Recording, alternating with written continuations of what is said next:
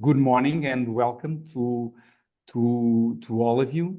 I'll make just a short presentation. So my name is Rui Almeida, and we have also Anita, and we are representing EUFRAS. I guess most of you would know us. And today we have with us Svetla and also Lisa, and they are representing the European project that is COCOREADO.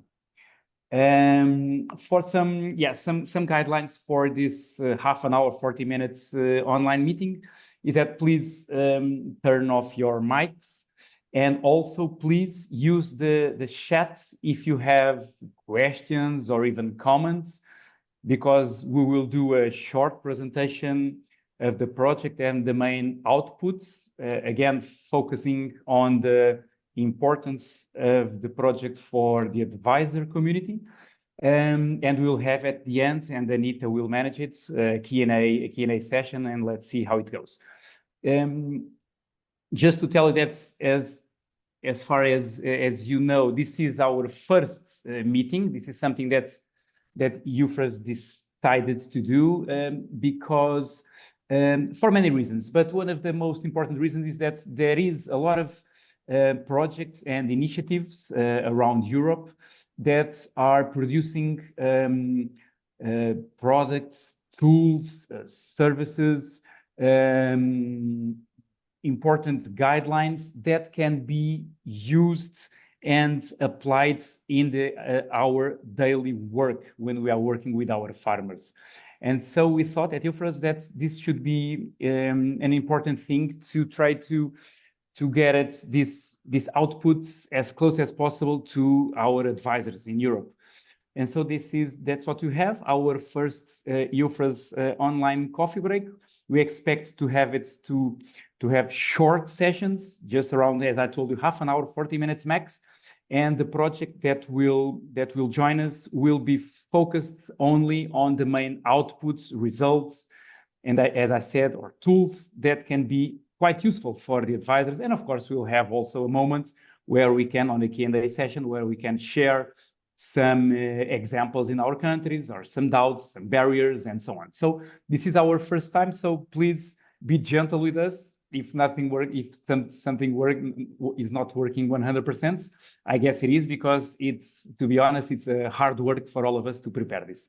Having said it, so about the program, it will be quite straightforward. So I will give the floor to Svetla and to Lisa. They will present the project, and afterwards I will have also some final words, and then we'll have Anita managing the Q&A session. So Lisa, thank you very much.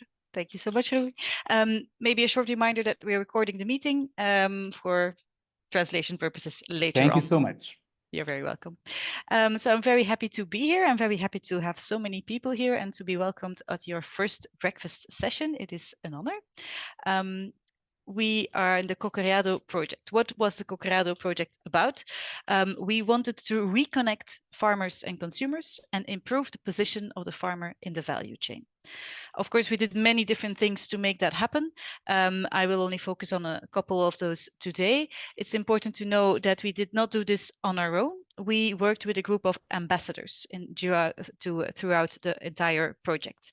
We tried to inspire the ambassadors, and the ambassadors also inspired us. It was a two-way thing. And these ambassadors, what are they? They are generally young people. We also had some youth organizations as partners in the project. So young people from all over Europe that are all involved and motivated to change the food system as it is today. They could be farmers. Some of them were farmers. Some of them were chefs having zero waste restaurants. Some of them were farm advisors. We also had some more activist kind of profiles. We had some journalists. It was a very diverse group, but they connected very well with each other, and that was very key to making this project a success. So if we want to change something in the system, of course, where do you start? We started with finding good practices, existing good practices that are out there, and that we could study to learn from them and to inspire others. That is also what we will be talking about today. And we had a special name for these good practices. We called them NOFAs, Novel and Fair Food Systems. And it is broader than just a short food supply chain. It could be many different things. We didn't want to make the definition too narrow. So it was anything that was a more or less local food system where farmers and consumers could reconnect and where the position of the farmer would be strengthened. We of course try to make them look for examples that had some potential to replicate or scale, and to have something innovative in them.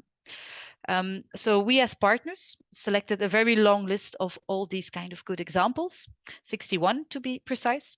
Also try to have some geographical spread, some from Eastern, Southern, Central Europe, everywhere. And then we reduced this list first in a small in-between step between partners, and then we actually presented some of these NOFAs to our ambassadors during the ambassador trainings that we organized. And we asked them to, based on some predefined criteria, to help us select the most promising ones. And in this way, we ended up with a short list of 14 NOFAs. These 14 NOFAs were then studied in very much detail. So the local partners would go and talk to different actors that were involved in these NOFAs. And they would do either interviews or focus groups. In total, we talked to hundreds of people to really understand these NOFAs very well. And we made evaluation reports from each of these.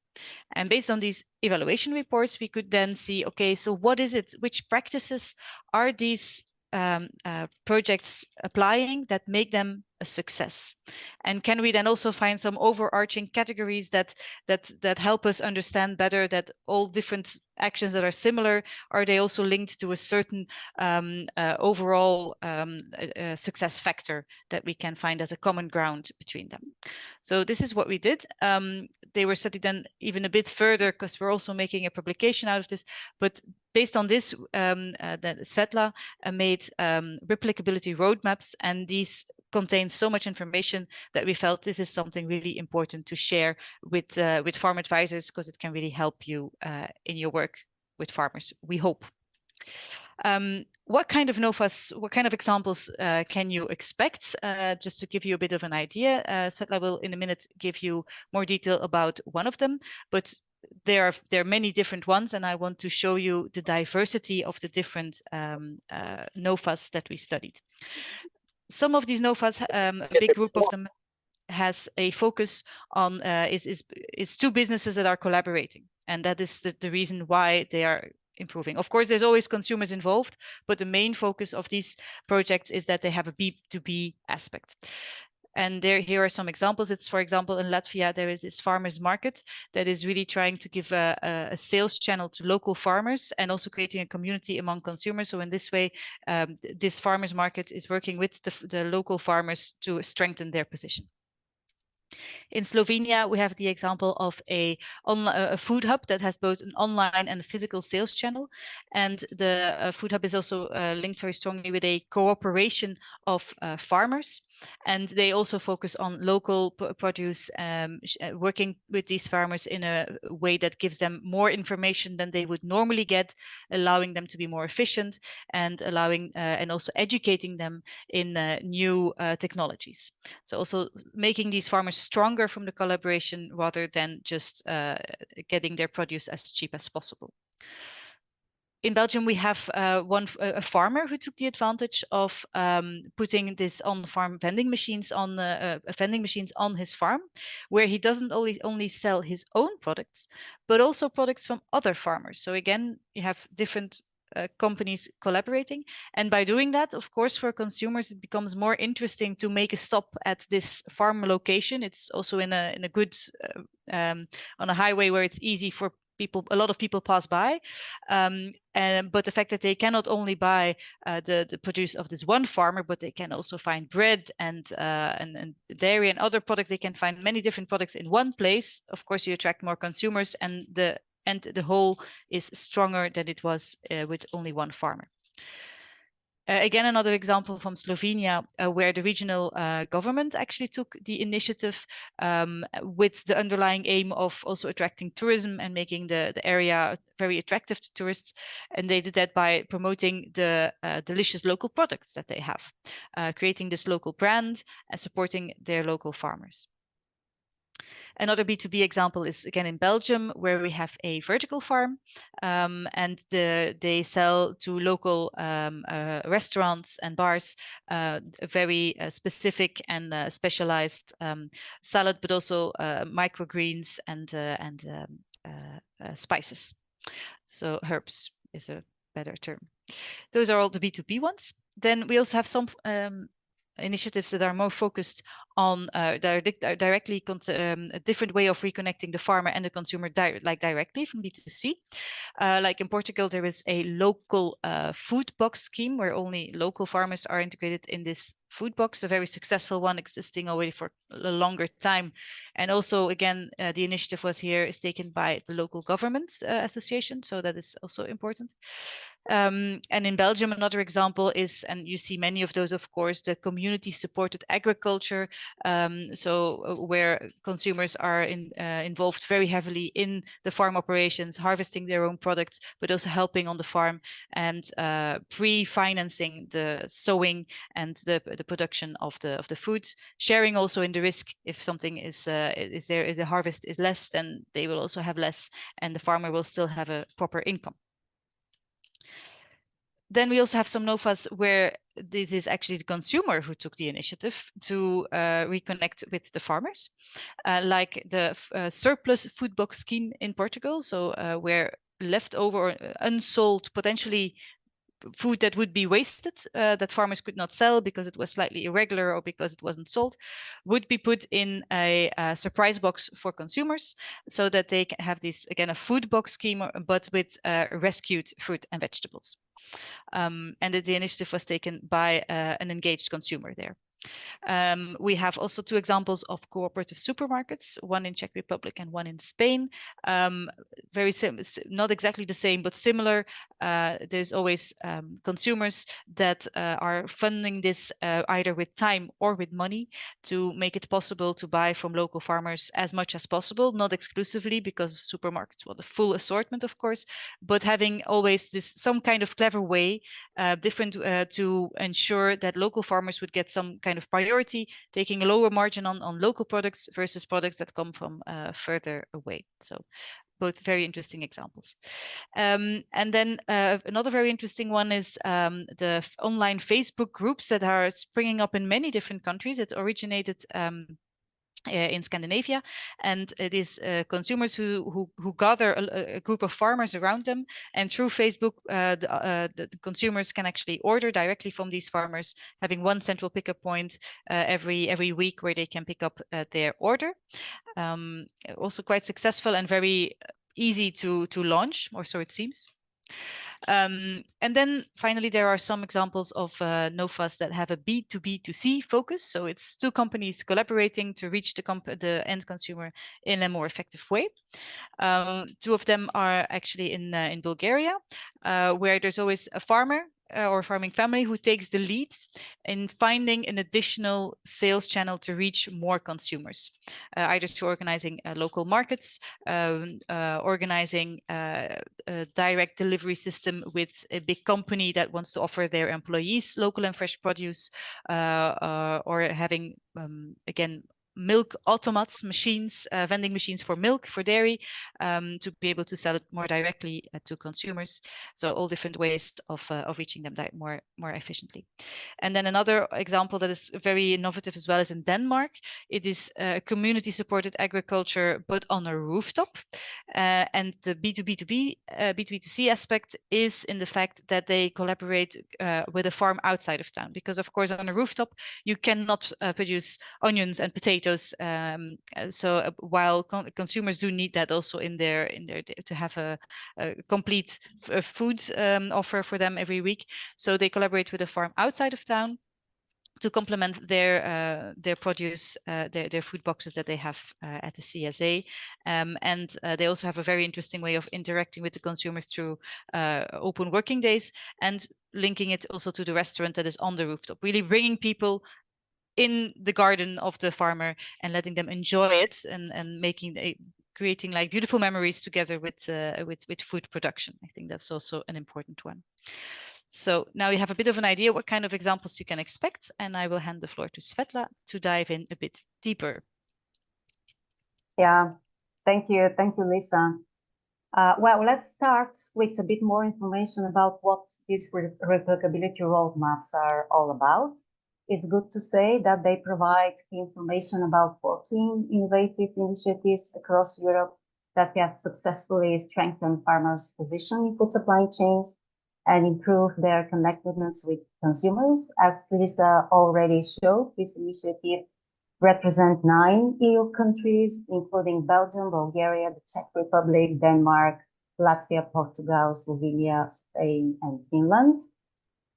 These 14 cases were selected from a larger pool of 61 initiatives and further research in depth for their good practices and success factors.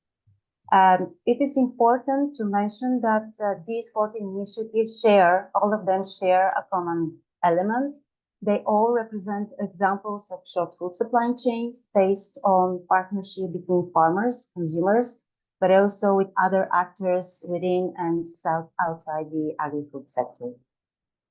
Now let's take a closer look at the objectives of the roadmaps. So they were developed actually as an instrument with 2 objectives. At one hand, we aim to share knowledge about problem experienced and solutions found by different participants in short food supply chains, knowledge about the good practices introduced in these partnerships, the end result they achieved, and the main factors of success.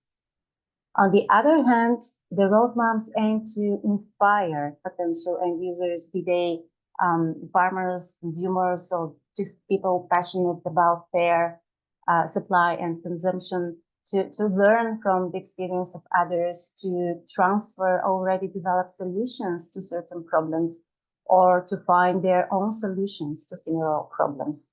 They also emphasize the advantage of not working alone, but in partnership with other actors along food supply chain. So our ultimate goal was to provide potential end users with a guide on how to replicate successful initiatives in food supply chains.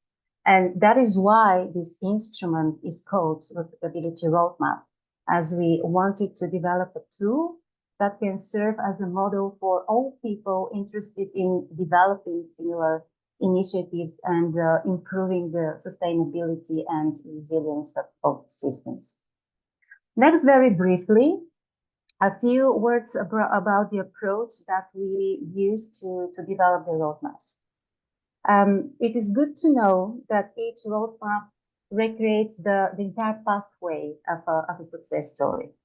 Using a storytelling narrative, the pathways are structured around several key elements or topics, guiding potential replicators to learn about specific problems, solutions found, mechanisms to fund the solutions, actors involved, results achieved, factors and good practices leading to success, and more.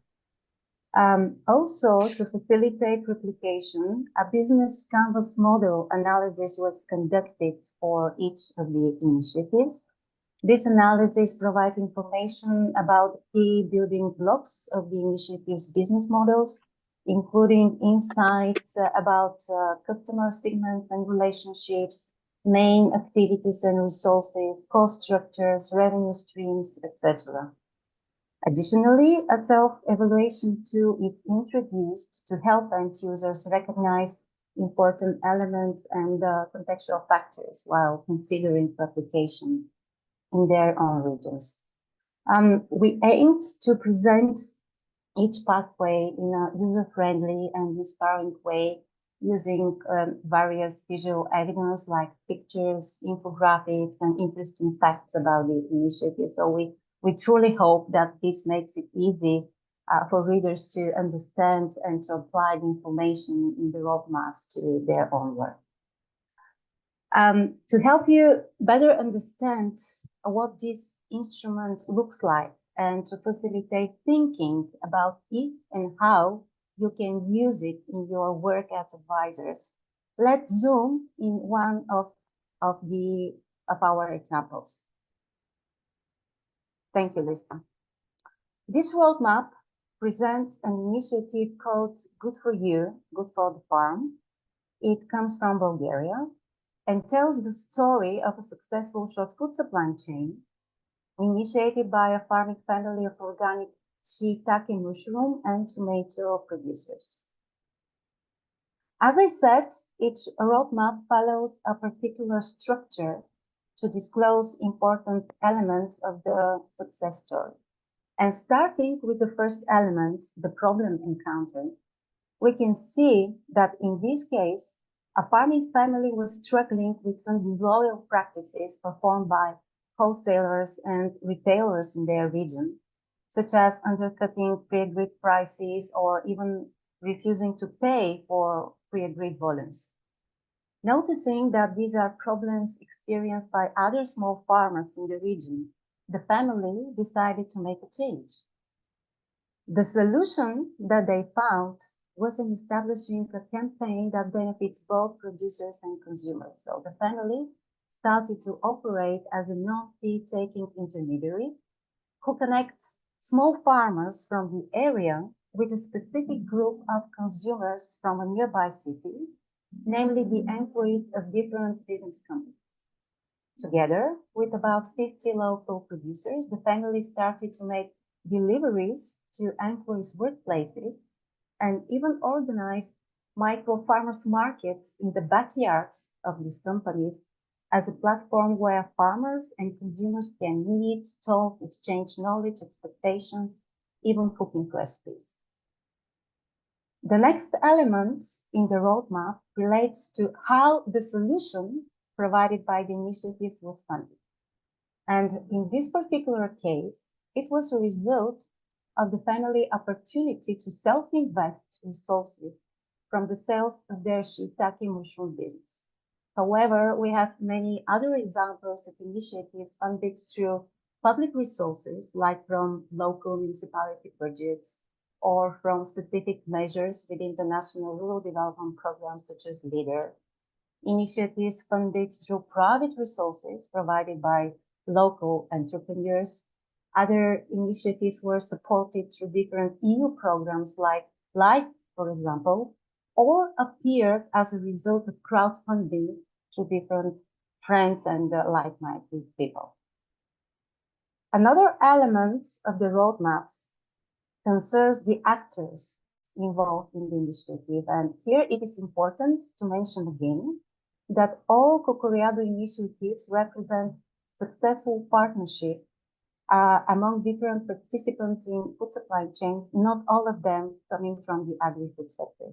For example, this particular case from Bulgaria is based on a partnership between farmers, but also between farmers and private non-agri-food business companies, all of them, however, sharing the same values of fair supply and consumption. In another example from Slovenia, we find the crucial role of advisors in developing and managing a local short food supply chain and their impact on implementing innovative approaches and technologies and even on fostering partnerships in local food systems. So with the roadmaps, we also aim to show the diversity of actors involved in strengthening the position of farmers in the food supply chain and in providing better connection between producers and consumers. Or in other words, we may say that there is plenty of room for different actors to participate in short food supply chains, including advisors, and to contribute for making food systems more fair and equitable.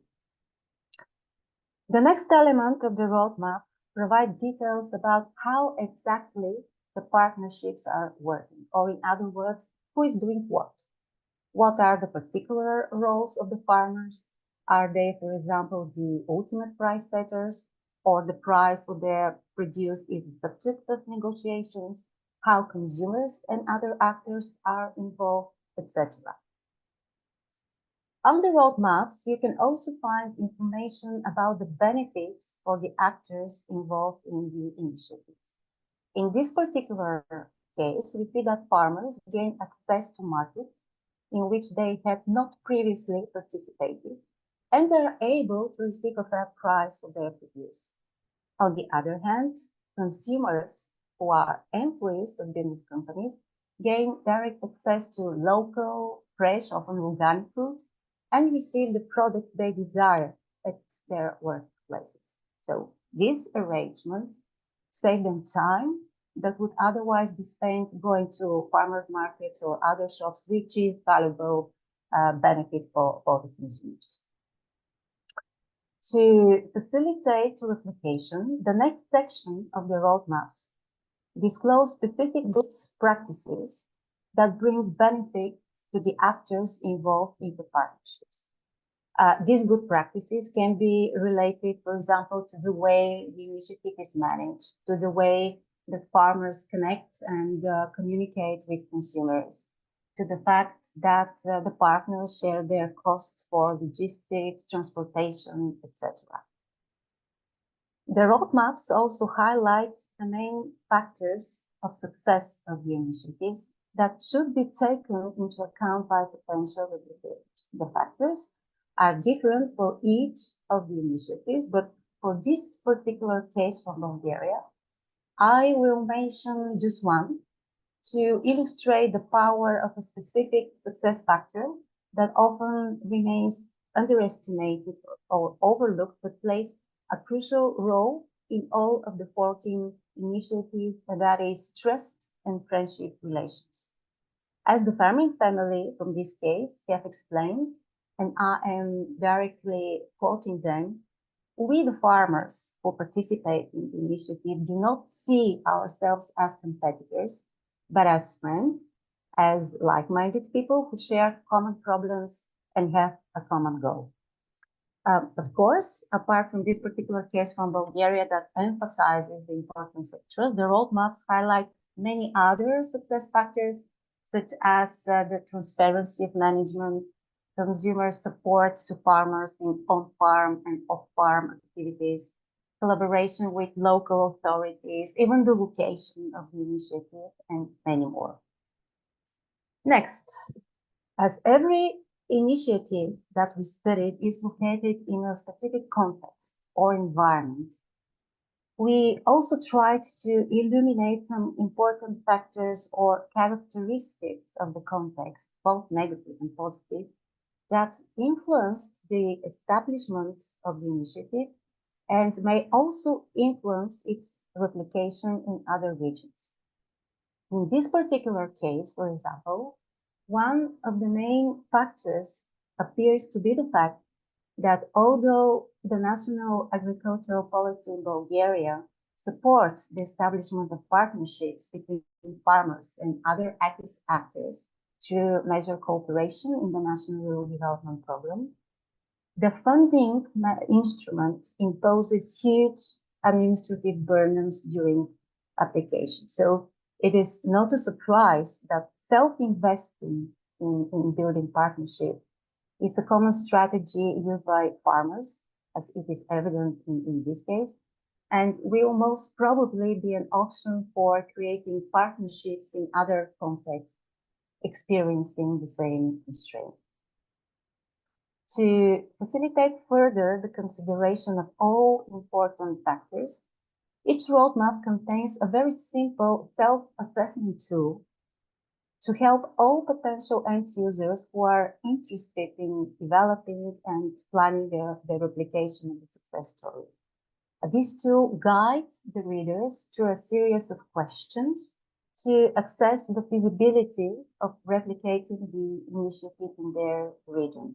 In this case, from Bulgaria, for example, the tool helps end users to determine if the challenges and solutions outlined in this initiative are relevant to their specific context. So the questions include topics to evaluate farmers' proximity to urban centers and private companies, their network of like-minded farmers, and their willingness to collaborate to perform partnerships with other actors, because mainly these factors are critical for success of the initiative as seen in the Bulgarian context.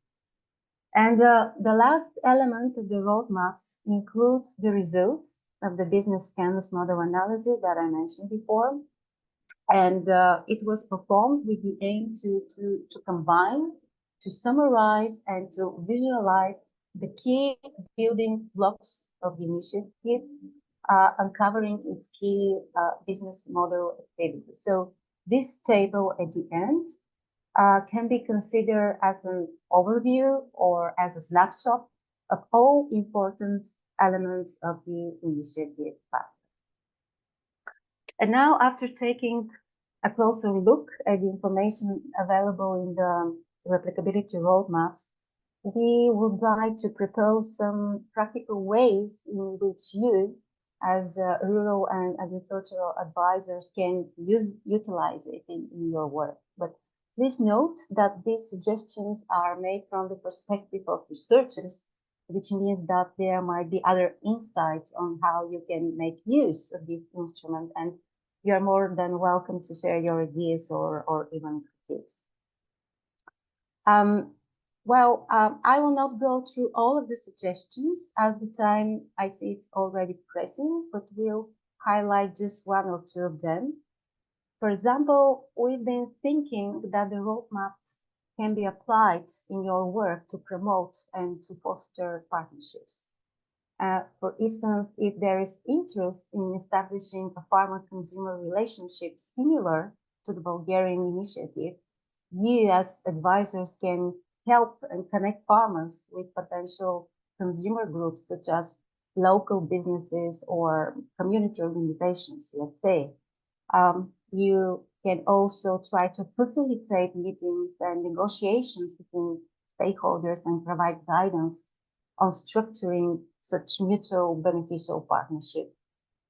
We think that this is especially relevant in the context of the EIP agri-policy approach and the efforts for transition to interactive innovation through the formation of so-called operational groups. As you know, I suppose the aim of these groups is to serve as a multi-actor platforms where various APIS actors are working together to develop and implement innovative solutions in the agri-food sector. And as both interactive innovation and co-creation, which should form the basis of these EIP agri-operational groups, cannot happen automatically, as it usually involves constant negotiations and planning, and it takes time and effort for people with different knowledge and skills to learn how to work together. We think that the roadmaps may provide valuable insights on how successful partnerships may happen. And if I may, secondly, just one more suggestion. We also thought that the roadmaps can be used by you as advisors to foster the implementation of some good practices that strengthen farmers' position in food supply chains and provide them with better connection with consumers. For example, if farmers in certain regions are struggling to negotiate fair prices with retailers, advisors can highlight how the Bulgarian initiative empowered farmers to bypass traditional distribution channels and to start selling directly to consumers. Moreover, you as advisors maybe can identify and comply specific good practices from the 14 roadmaps related to management, logistics, marketing, etc., and to develop a kind of step-by-step implementation plan and toolkits for these practices while providing ongoing support and monitoring to ensure the successful adoption of such good practices. Thank you so much for your attention, and I'm sorry if a bit more longer and detailed. Roy, it's your turn. No, it was okay. Just to wrap up, and And of course, perhaps just giving also a comment on the comments of Paul Daniels. Hi, how are you? Yes, it's true. And the thing that we like the most of this COCOREADO project is that ourselves as advisors, we can really inspire our farmers with some good examples that Svetla presented, and also Lisa, and mainly the roadmaps. And we also have these tools where we can identify different, let's call it NOFAs across Europe. And then with a simple checklist, we can see if in a way we can replicate it in our own context, in our own country or region. So just for a quick resume, and myself as an advisor, and I do recommend it to our advisors here in my company and also in Portugal. So I would say it would be important for all advisors across Europe, is this food system innovator toolkit. So for instance, if you go to chapter 1, which means developing the networks, what you will find is some steps of how to build a network. And then we will have, for instance, the 7 characteristics for a successful network to work, how to facilitate the network, and even how to maintain this network with challenges and possible solutions. So this is a powerful tool, and then a short document that you can easily read, and it will guide you on how to create a network, and that's basically what we used for our ambassadors. Then on the second chapter, and Lisa, perhaps you can click it at the same time. On the second chapter, you will have the good practices. So if you want to find good practices, then you have a kind of information sheet with criteria that will help you for a pre-selection of innovative initiatives. And you can also learn from good practices, as we have established the 10 success factors. And normally what we use it is like we found the success factors, and then we use these self-check checklists, and that will facilitate the replicability process. So if I'm interested in this kind of NOFAs, I will use this checklist, and to see, let's see if it can be applied in my context. Then you have also some guidelines for cross visits as a source of good practices, of course. This, what we'll have is the 3 steps for developing cross visit. This was inspired on the European project Nefertiti and Nagrispin, and then adapted, and is also a quite useful tool that normally our advisors use when they want to organize cross visits. Then on the third one, we have the development of a communication plan, and also commenting the message of Paul. Yes, communication is very important. And here you have simple tools how to develop a communication plan. We also have some really good tools for social media, for the different channels that we have, for the X, for the Facebook, and so on, how to do a post, what is important, and so on. This is quite powerful, I would say. Then you have another thing that should be also very interesting, is about oral communication and presentation. So you have, for instance, like the 11 rules to make a very good PowerPoint presentation. I hope that we follow those rules in this PowerPoint that we just present you. And then we have the video making and the podcasting. And podcasting, it was a powerful tool in COCOREADO. We made a lot of podcastings. And then you have also a guide how you should create your own podcast with tips and how to create messages. And we also have some links for video applications. It's quite interesting. Then the fourth, for me, it's quite important also, is how, because normally it's something that we forget ourselves as an advisor, is how to produce policy recommendations, okay? So we do have some very good guidelines how we can approach policymakers or even local policymakers. So how to produce policy briefs with some examples that we have there, and also how to prepare or develop some policy workshops, which is also quite important, and the channels that we can use to reach them. And finally, we have giving shape to an idea, where you have a model that is quite interesting there. We call it the collaboration model, something that you can follow when you want to grab an idea and try to develop it for a new product, a new service, for instance. And then you have, yes, you have a short definition of a project and how you should approach that project and test it before it goes before it goes live, let's say. And you have some examples. For instance, the ones that we started to use it is the sabotage exercise. So you have an idea, you have a proposal, and then you gather a group of stakeholders or a multi-actor group, and you apply this sabotage exercise to find the blind spots that are in your idea and then try to overcome them. And finally, you have, as Svetlana just mentioning, the Canva business model, which is more or less something that you know already. So just like a wrap up, I would say that for advisors, this is a quite interesting project, and thank you, Svetlana and Lisa, to present them. And I can see in the chat that we have some colleagues of ours, some advisors that are working on it or expecting to work on it. And mainly, at least here in Portugal, we hope that by the end of this year or beginning of next, we will have another slot of the operational groups. And at least ourselves, we are really aiming and hoping to, at least to prepare 1 or 2 operational groups based on these NOFAs that you just presented, and hopefully with tools that will help us to have a success projects. Yes, so perhaps, Anita, I can see that you have some questions, and I will give you the floor just to wrap up and see some questions and try to give the voice of who wants to come forward. Yes, thank you, Rui. I can see that there are quite active discussions already in the chat, and I will start with the first question, which comes from France. Do the initiatives selected focus solely on the farmer's position, or is there also an analysis of sustainability? If yes, which criteria? Please, the next askers or commenters, raise your hand in the system so we know for the next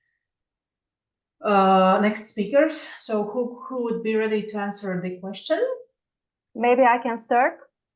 Well, we didn't analyze the NOFAs, the Innovative Initiative, only from the perspective of consumers, of farmers, I'm sorry, because we wanted to see what are the benefits for consumers. So we also took the position of the consumers and researched their opinion to capture the benefits that they gained.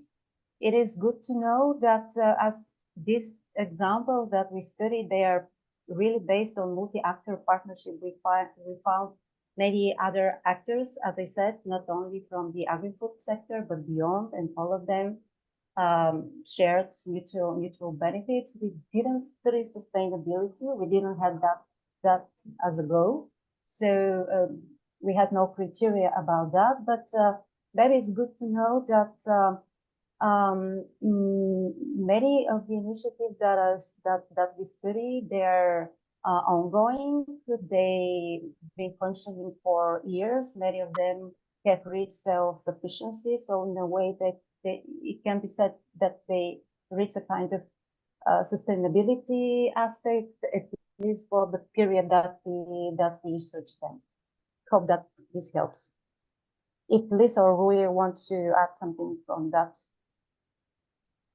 would be good. If I can just add that yes, the NOFAs, I guess they are alive and kicking, and something that we tried is to. A part of the sustainability is the pillar of the economic sustainability, and that was quite difficult. Those were data that it wasn't easy to get from the initiatives. But we also have the so-called seed initiatives that we sponsored, let's say, the seed initiatives. And those they were based on the Canvas model, and they are also being studied for economically viability of it. So I would say that the NOFAs that are identified, they are consistent and they are alive and kicking, and they are very good examples because we believe that they are sustainable from far beyond the project. Mm-hmm. Paul, I can see you have a ton of comments. Maybe you can speak as well. It could be good for the conversation. Just give him thank you, Anita. Just give him 30 seconds, because Paul is dangerous. Thank you, Rui. You know me by now. I will keep it short. I myself am also involved in a CSA and a very active member in short chain food production. But what I find key is this communication and lighting a spark among consumers that is going away from the idea that food is a commodity, is cheap, and is available as if nothing has to be done. And this is key. So also I just wrote that failure can also be success. You see initiatives rise and fall again, but the people that are involved in these initiatives, they have become aware. And this is very important to keep in mind. So failure can also be success. I agree, absolutely, Paul. And I've been wanting to study some failure cases as well, because I think there's a lot to learn there as well, but it's very hard to find them. So far, not a very big success. But if it ever happens, I'll know who to call. And Lisa, a question that was raised also is the role of ambassadors. If they go beyond the project, or as someone says, I think it was Hannah, that normally after the project everything ends. I think is not the case for the ambassadors. Do you want to? Yeah, so our ambassadors were indeed a group that connected very well and had the very big ambition to keep on working together after the project would end. They actually created a non-profit, COCOREADO X, they called it, to be able to continue in some form or other.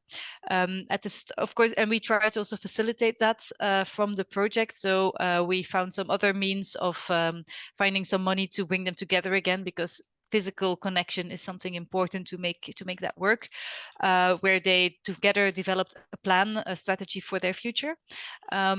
It started off well, but then again, as soon as they are not seeing each other anymore, you see again that the energy goes down. So I do fear that at the end of the day, it will not continue. That at this moment, I'm also in their WhatsApp group. I see it's dying out a little bit, although sometimes, at least the minimum that they will get from it is that they know each other, they know where to find each other if something occurs. But the fact of the matter is that you need to have a very strong mutual interests from both sides to really invest time in such a thing, because otherwise your daily life just takes you away again, and there you go. So yeah. So I guess they are waiting to be contacted by, as I think it was Hannah said, also for other projects like CORNET and so on, because I would say that this network is still alive. Yeah. But of course, what they need is challenges to be involved, and I think it's something that was quite powerful in COCOREADO, is this network of ambassadors that we got. It was they were how many of them? 40 or? 40 at the start. It was a bit, some joined later, some left. Well, left. Some had kids. I mean, the project lasted for 3 years. So of course, some of them would have kids in the meantime, new jobs, move to different countries. So that would cause some people to be forced to leave or not join the ambassador trainings, but they would still be in contact and in the WhatsApp group, all of them together. So they are still somewhat involved. And then some new ambassadors also joined. So 40-ish, without putting exact numbers to that. But yes, they would be very happy if anyone has a need for this diverse group of people that now know how to collaborate in European projects, have some basic knowledge, and can provide like a sounding board. That is something they are very good at, and they have some specific expertise as well. Depending on what you need, they would be very happy to be contacted. You did a very nice description of what is a true network. Huh?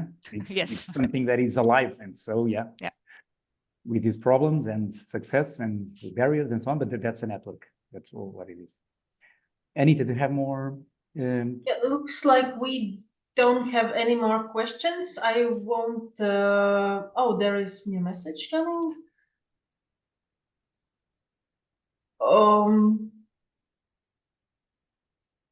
So there is an offer to collaborate. So let's do so. Thank you. Are there any more questions or something? Just start speaking if there are. I can't find any more in a chat. Okay. If Anita, if not, what are the next steps? So someone asked about the presentations and the recording and so on. So yes, the presentations will be sent out to all the registered participants, and the recording will be available online, I guess, during this day. So today I will send out the presentations and the recording.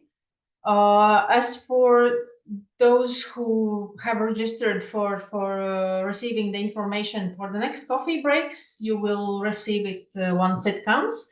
We plan to do these kind of events once per month, and so just wait for the next comings up. And if you are a partner in a project or in any kind of initiative which you feel that could be shared and could be valuable to other advisors in other countries, please feel free to contact me or Ilse from EUFRAS, just to go on with the discussions, and we can think of making such event also for your activity and your information. So I guess thank you for today. It was really nice to hear from you and see you here. Someone is asking for how can the coffee be uploaded? Yeah, this is something that we are working with artificial intelligence, Paul. Yeah, but please try to find it in EUFRAS website. We have a lot of information there, and please follow us in our social media networks, mainly LinkedIn, Facebook, and Anita, LinkedIn, Facebook. The presentations. No, our social media, yeah, EUFRAS social media. Yeah, it's in LinkedIn and in Facebook, and we are in the web page as well, of course. Yeah, and soon perhaps on Instagram. Let's see. Yeah.